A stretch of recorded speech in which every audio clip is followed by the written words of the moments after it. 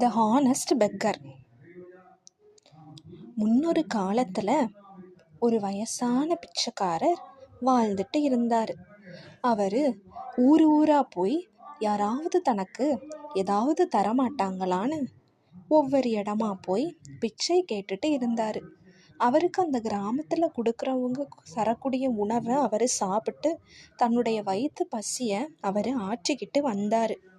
அவர் ரொம்ப பாவம், தள்ளாடக்கூடிய காலம். ஒரு நாள் அந்த நாட்டை ஆளக்கூடிய இளவரசி மக்கள் எல்லாரையும் பார்த்தாங்க. அப்போ அந்த வயசானவரையும் பார்த்தாங்க. அந்த வயசானார் வணக்கம் சொன்னாங்க. வணக்கம் இளவரசி. மக்களே, எல்லாரும் எப்படி இருக்கீங்க? நன்றாக இருக்கிறீர்களா? வணக்கம் இளவரசி, நாங்கள் நன்றாக இருக்கிறோம். தாங்கள் எவ்வாறு இருக்கிறீர்கள்? நான் நன்றாக இருக்கிறேன்.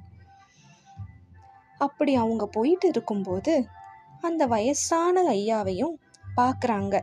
அந்த வயசான முதியவர்கிட்ட போய் அந்த இளவரசி கேட்குறாங்க, ஐயா, இந்த தள்ளாடுகிற இந்த காலத்தில் உங்களுக்கு உதவி செய்கிறதுக்கு யாரும் இல்லையா அப்படின்னு கேட்குறாங்க.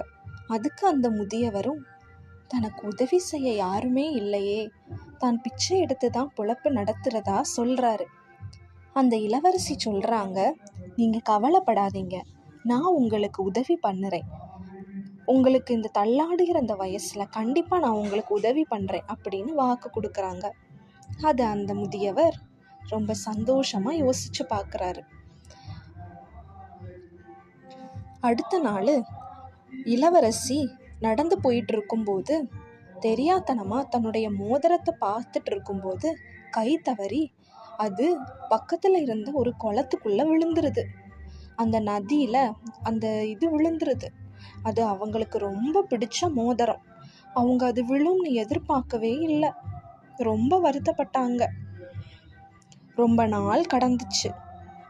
ஒரு நாள் யாரும் எதிர்பார்க்காத சமயத்தில் அந்த வயசான முதியவர் கண்ணுக்கு அந்த அழகான மின்னுக்கிற மோதிரம் கண்ணில் படுது. அவர் பார்த்துட்டு சொல்கிறாரு, இது அந்த குயினுடைய மோதிரம் போல இருக்கிறே, இது கண்டிப்பாக நம்ம இளவரசியோட மோதிரமாக தான் இருக்கும். நம்ம அவங்க கிட்ட சீக்கிரமாக இதை திருப்பி கொடுத்துடணும் அப்படின்னு அவர் தனக்குத்தானே பேசிக்கிட்டு இருந்தார். உடனே அவர் தன்னுடைய பசியையும் பொருட்படுத்தாமல் அதை இளவரசி கிட்ட கொண்டு போய் கொடுக்குறாரு. இளவரசி, உங்களுடைய மோதிரம் இதோ இருக்குது, வாங்கிக்கோங்க. நீங்கள் இதை தவற விட்டுட்டீங்கன்னு நினைக்கிறேன். இதில் அரச முத்திரை இருந்தது, இதை பார்த்து தான் நான் எடுத்துகிட்டு வந்தேன்.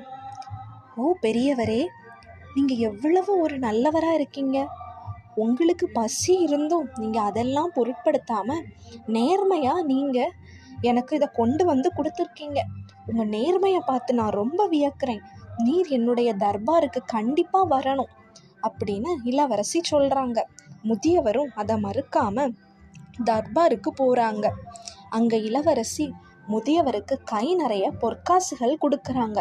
கொடுத்து அவருடைய நேர்மையை பார்த்து அவரை அந்த நாட்டில் கஷ்டப்படக்கூடிய ஏழை மக்களுக்கு ஒரு மினிஸ்டராக மாற்றுறாங்க. மாரல் பார்த்தோம்னா, honesty is the greatest wealth. நமக்கு எவ்வளவு தான் கஷ்டம் வந்தாலும் மற்றவங்களுடைய பொருளை நம்ம அபகரிக்கக்கூடாது அப்படிங்கிறத இந்த கதையிலேருந்து நம்ம தெரிஞ்சு கொண்டோம். சரிதானே குழந்தைகளே?